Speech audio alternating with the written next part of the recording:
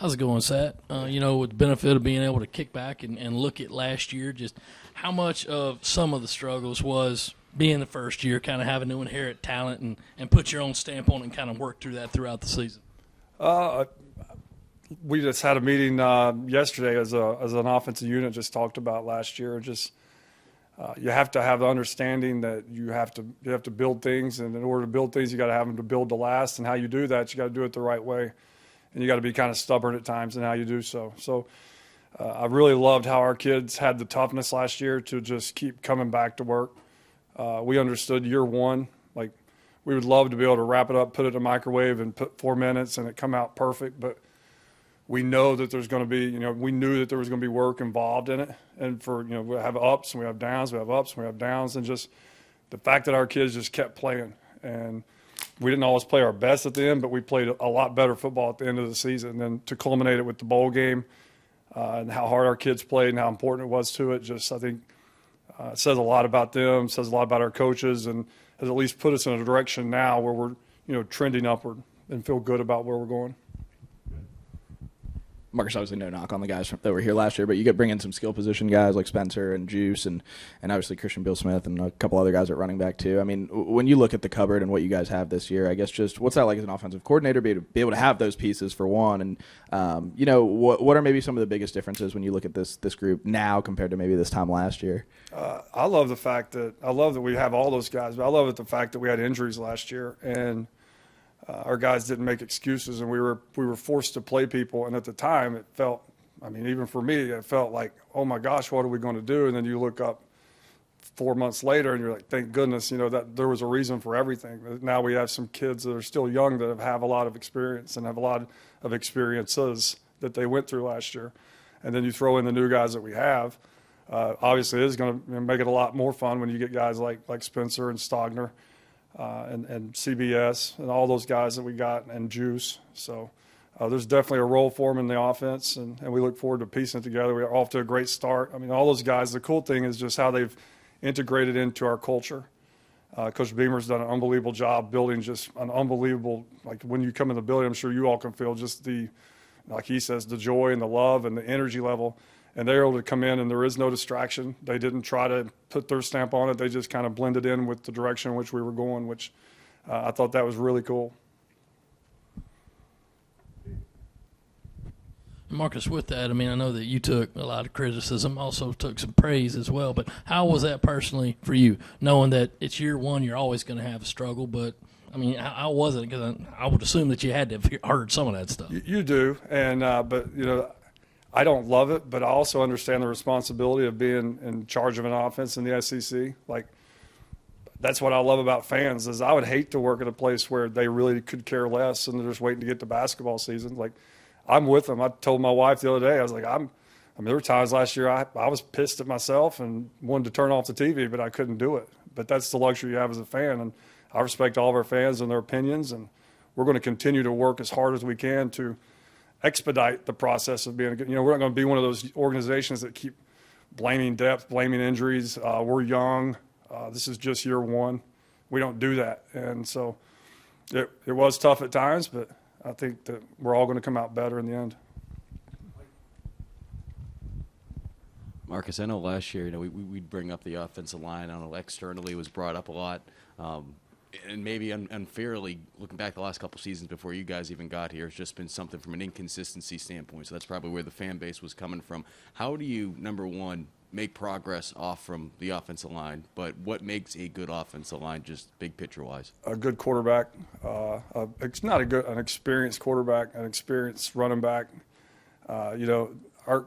We gave up, I don't know the total number of sacks we gave up last year. I should. I'm sure I'll get criticized for that, but when we went back and we reviewed the tape, there were 14 times that our offensive line was responsible for the sack. The rest of them were as quarterbacks, running backs, missing blitzers.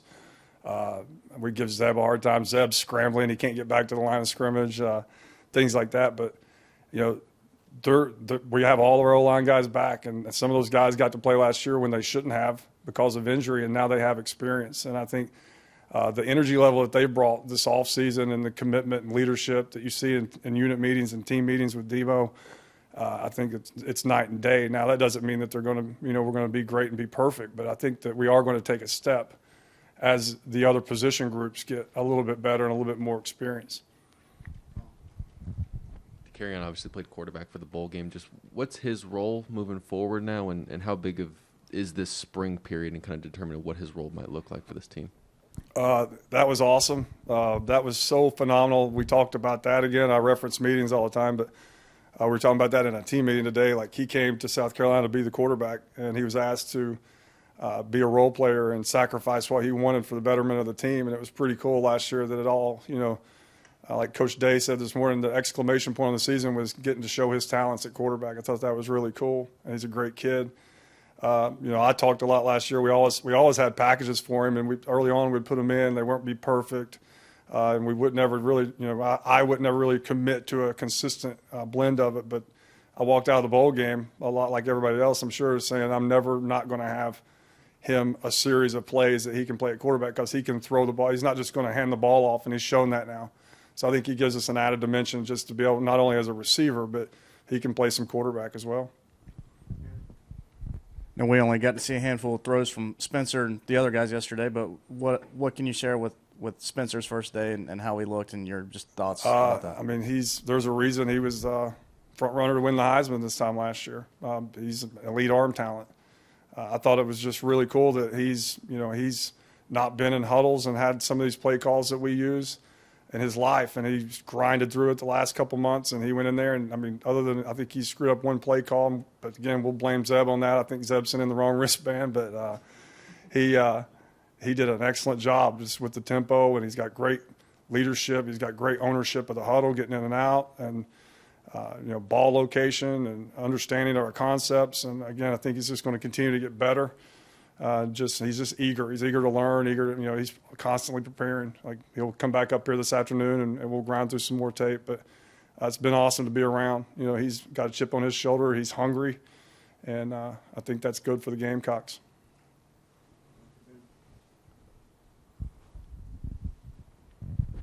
Marcus, you've obviously had guys that can throw and are a little bit mobile in the way that Spencer is with PJ or others. I mean, when you look at what you want this offense to look like, I guess just how much of that, can you look at past guys and how Spencer might fit into it? And, you mentioned the piece of being under center and sort of, huddling more than maybe he did at Oklahoma. I guess just how much, if at all, is that an adjustment for a quarterback, and what's that process kind of been like for him as well? I think it is an adjustment.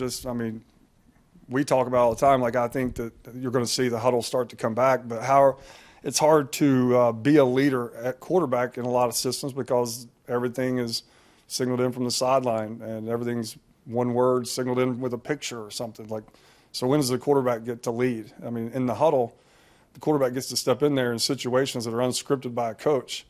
And it might be 3rd and inches to win the game. It might be 1st and 10, and they're just having fun. But there's all these memories and leadership opportunities within a huddle that we don't even know about. And I think that he's embraced that. He's enjoyed that.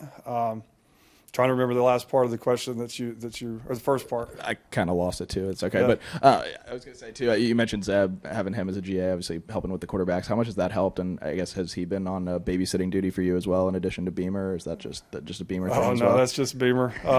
No, Zeb's been great. He's doing, he's finally, it's a little weird at first when he came back in there, and now he's back into being GA Zeb. So it was awesome what he did last year. And I mean, he's going to be a great coach, and he's a great tool for me to have in that room, just because he was just a player, 2 months ago. So just to bounce things, how I approach things, how I talk to our guys, how I communicate with our guys, has been really good to have him.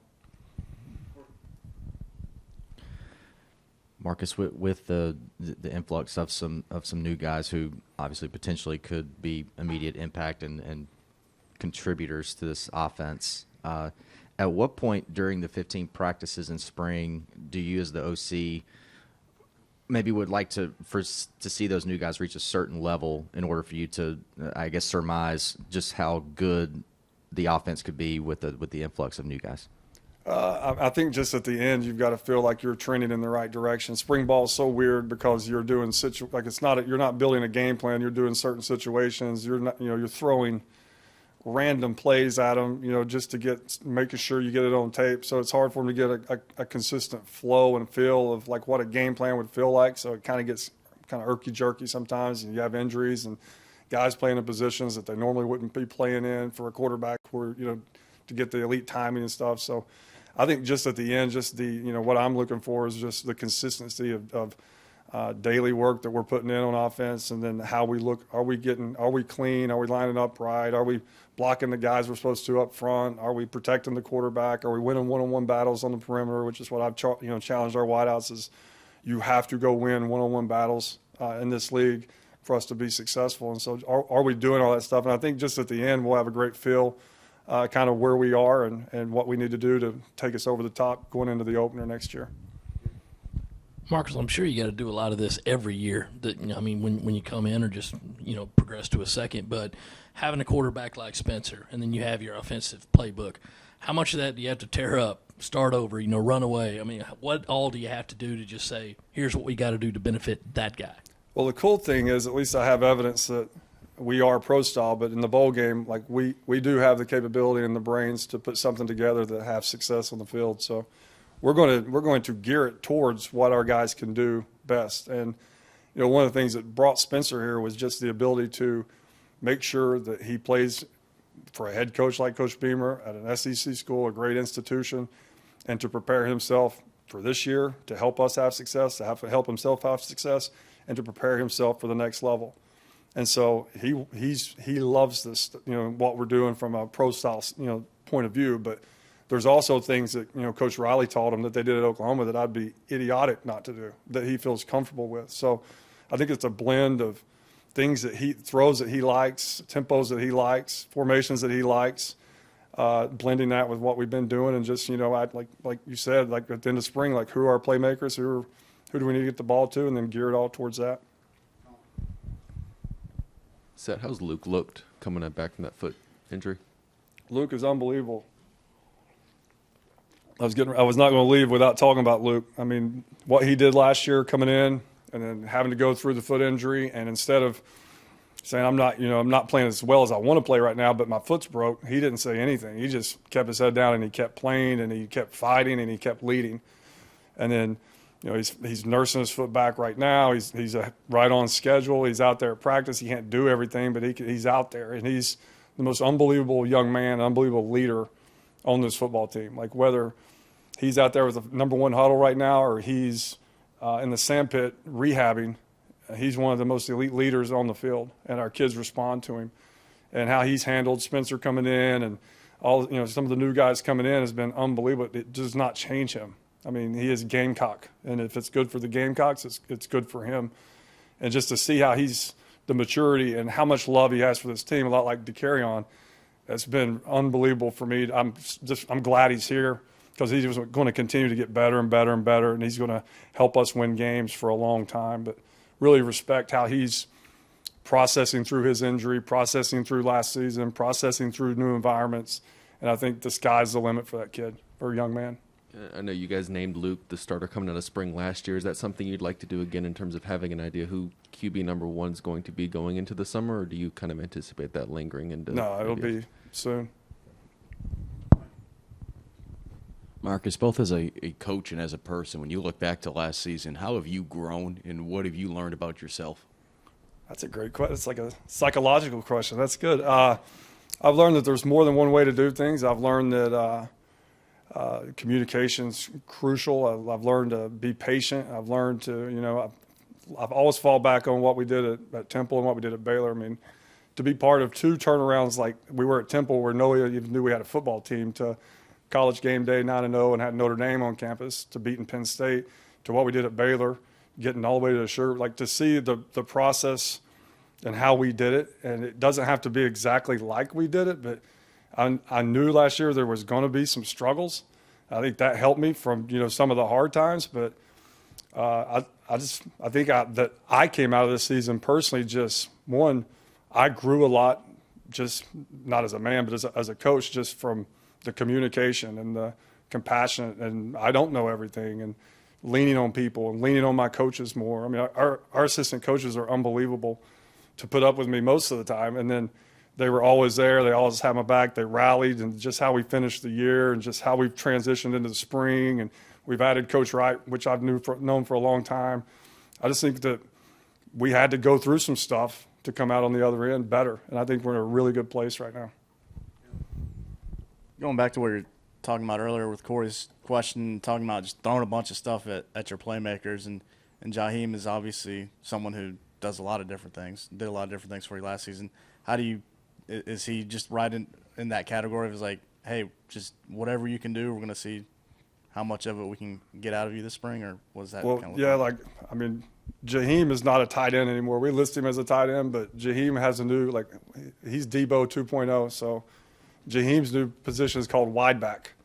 And he's one of the top athlete football players in the country. And as you saw in the bowl game, the more that we can develop him to understanding football IQ, and then it transitions onto the field, he could be unstoppable like he was in the bowl game. So we're going to lean on him a lot this year and ask him to do a lot of things. And people don't understand how smart that kid is. I mean, he's one of the highest GPAs on our team. He works at it. He's naturally gifted. Again, I think that he's set to really have a great year this season. Marcus, I know you got 8 months basically till the season actually starts, or 6 months till the season actually starts. But looking at running back, I mean, you could bring in a guy like Christian, Bill Smith, and obviously all the guys that you do have there. I mean, do you envision it as a sort of by committee approach, kind of like you did last year? In theory, do you want to have a guy that goes? No, I don't want by committee, and I don't mean that in any way, any angle. I think that it showed in the bowl game. Like, if you give Kevin Harris 20 balls, and he's going to be pretty dang good. Like, we can't bounce around But somebody, it's not just on coaches to make that decision. It's on the players to separate themselves. And if they don't separate themselves during practice, in the preparation, then that decision is hard to make. But I think it was a great example in the bowl game. When you feed one guy like that, he's got a chance to get in the groove. Thank you, guys.